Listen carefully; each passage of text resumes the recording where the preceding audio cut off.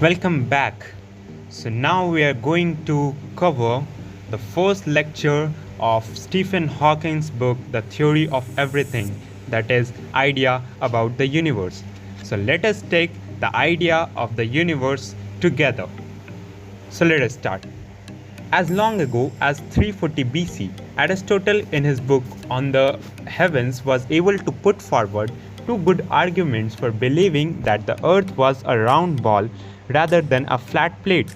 First, he realized that the eclipses of the moon were caused by earth coming between the sun and the moon. The earth's shadow on the moon was always round, which would be true only if the earth was spherical. If the earth had been a flat disk, the shadow would have been elongated and elliptical, unless the eclipse always occurred at the time when the sun was directly above the center of the disk. Second, the Greek knew from their travels that the pole star appeared lower in the sky when viewed in south than it did in more northerly regions.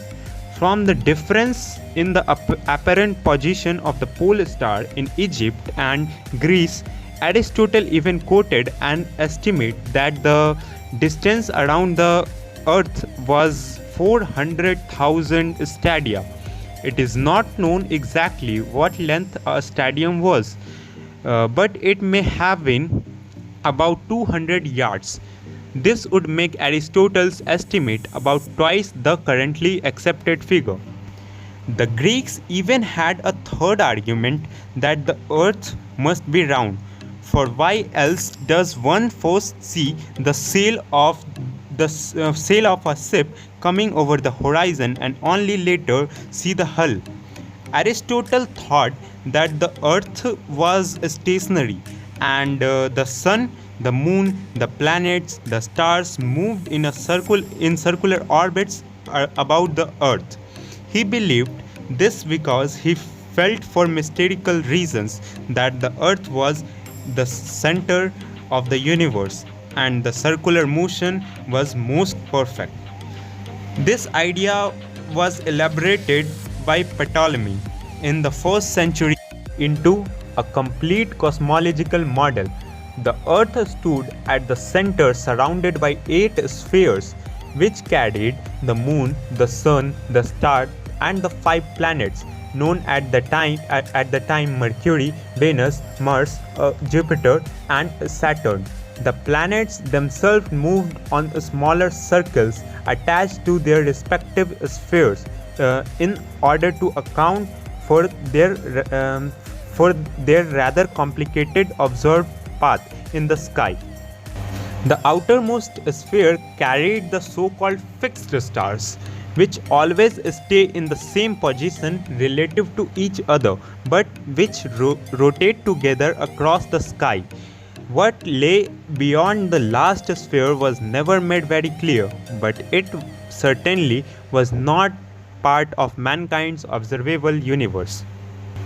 Ptolemy's model provided a reasonable accurate system for predicting the position of heavenly bodies in the sky. But in order to predict these positions correctly, Ptolemy had to make an assumption that the moon followed a path that sometimes brought it twice as close to Earth as at other times. And that meant the moon had sometimes to appear twice as big as it usually does. Ptolemy was aware of this flaw, but nevertheless his model was generally, although not universally accepted. It was adopted by Christian Church as the picture of the universe that was accordance with scriptures. It had the great advantage that it left lots of rooms outside the sphere for fixed stars for heaven and hell. A much simpler model, however, was proposed in 1514 by Polish priest Nicolaus Copernicus. At first, for fear he being accused of heresy, Copernicus published his model anonymously. His idea was the sun was stationary at the center, and the Earth and the planets moved in circular orbits around the Sun. Sadly, for Copernicus, nearly a century passed before this idea was to be taken seriously. Then two astronomers, the German Johannes Kepler and the Italian Galileo Galilei, started publicly to support Copernicus' theory, despite the fact that the orbit it predicted did not quite match the one observed. The death of the Aristotelian and the Ptolemaic theory came in 1609. In that year, Galileo started observing the night sky with a telescope, which which had been just invented. When he looked at the planet Jupiter, Galileo found that it was accompanied by several small satellites or moons which orbited around it. It implied that everything did not have to orbit directly around the Earth as the Aristotle and Ptolemy had thought. It was, of course, still possible to believe that the Earth was stationary at the center of the universe, but that the moon of Jupiter moved on extremely complicated paths through the Earth, giving the appearance that they orbited Jupiter. However, Copernicus' theory was much simpler. So basically यहाँ पे हो ये रहा है कि 1609 में जो Aristotle और प्टोलेमी की थ्योरीज थी उसका डेथ हो जाता है, क्योंकि हमारे गैलीलियो साहब ने टेलीस्कोप का इन्वेंशन किया एंड उन्होंने नाइट स्काई को देखा, जिसमें उन्होंने जुपिटर को ऑब्जर्व किया एंड उसके 4 मून्स को फाइंड किया. सो यहाँ से ये प्रूफ होता है कि अर्थ को किसी भी सारे प्लैनेट्स को अर्थ के अराउंड ऑर्बिट करने का कोई ज़रूरत नहीं है, जैसा कि एरिस्टोटल एंड क्या नाम है इसका, प्टोलेमी सोचा करते थे. बट यहाँ पे फिर भी लोगों के द्वारा ये सोचा जा रहा था कि जो हमारा अर्थ है फिर भी स्टेशनरी है, और ये जो सारे मून्स जो गैलीलियो ने डिस्कवर किए और जो सारे प्लैनेट्स हैं वो एक बहुत ही कॉम्प्लिकेटेड से ऑर्बिट में अर्थ को रिवॉल्व कर रहे हैं. So here you can see, as Stephen Hawking also stated, the Copernicus theory was much simpler than this. जिसमें उनका आइडिया था कि जो हमारा सन है वो स्टेशनरी है और वो हमारे यूनिवर्स का सेंटर है, और अर्थ और एंड आवर प्लैनेट्स सन को रिवॉल्व करते हैं in a circular orbit. But as we know he was Polish priest and for fear of being accused, he published his work anonymously and no one took him seriously for about 100 years. So let us proceed further now. At the same time, Kepler had modified Copernicus' theory, suggested that the planets moved not in circles but in ellipses.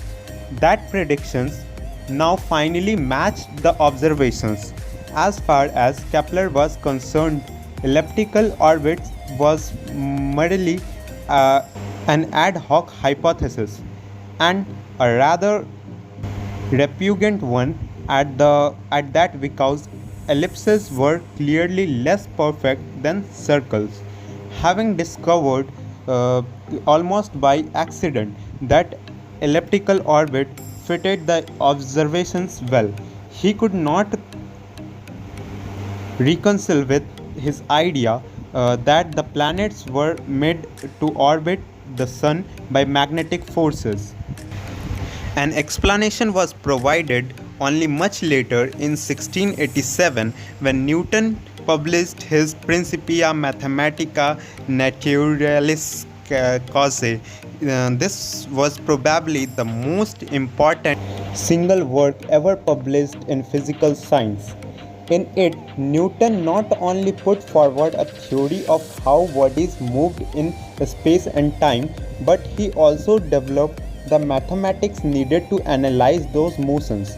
In addition, Newton postulated a law of universal gravitation.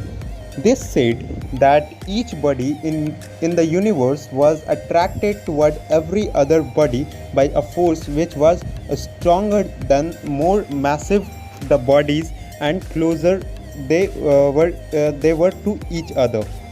It was the same force which caused object to fall to the ground. In the story that Newton was hit on the head by apple is almost certainly apocryphal.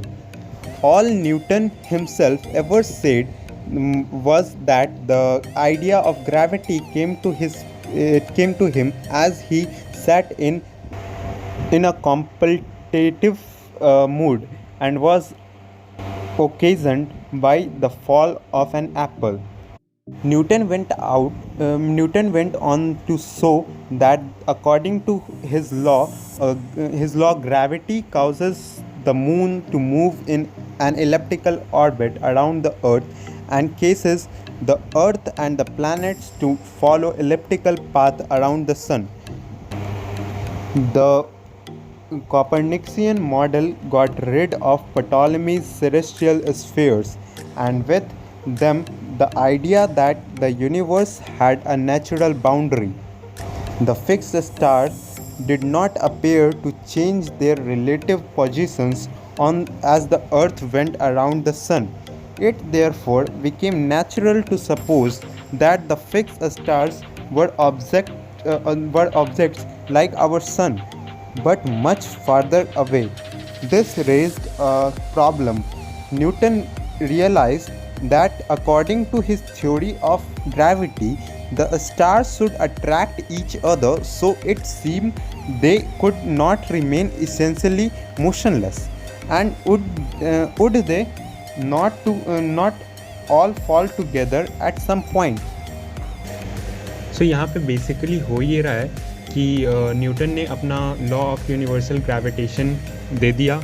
उसके बाद sir ने prove किया कि how due to gravity our moon and our moon have elliptical orbit around our earth, and our earth have elliptical orbits around the sun, etc. But यहाँ पे फिर एक scenario arise हुआ कि पहले की जो थ्योरीज थी उसमें काफ़ी उसमें ये माना जाता था कि जो हमारा यूनिवर्स है वो उसका एक नेचुरल बाउंड्री है. बट यहाँ पे न्यूटन ने ऑब्ज़र्व किया कि हमारा अर्थ जो है वो सन के अक्रॉस एलिप्टिकल ऑर्बिट में है, बट हम जो भी स्टार्स है वो मूव नहीं करते, वो एक फिक्स्ड पॉइंट पे ही रहते हैं. फिर उन्होंने सपोज़ किया ये जो स्टार्स हैं वो हमारे सन की तरह ही सेलेस्टियल ऑब्जेक्ट्स हैं जो हमसे काफ़ी दूर हैं. बट यहाँ पे प्रॉब्लम ये है कि इन स्टार्स के पास भी काफ़ी ज़्यादा मास है, and due to gravity universe को स्टेबल नहीं होना चाहिए था, इसकी बाउंड्री को कॉन्ट्रैक्ट करना चाहिए था due to gravitational force, and किसी एक पॉइंट पे इन सारे स्टार्स को कोलैप्स हो जाना चाहिए था. लेकिन ऐसा नहीं होता, रादर देन हमारा जो यूनिवर्स है वो काफ़ी स्टेशनरी दिखाई पड़ता है. तो देखते हैं कि आगे के स्टोरी में क्या होता है. अभी तक तो ये काफ़ी इंटरेस्टिंग है. So it's almost half a lecture of the first lecture. Now I'm going to end this for today, and tomorrow I will complete this lecture. And so stay connected to me. Thank you.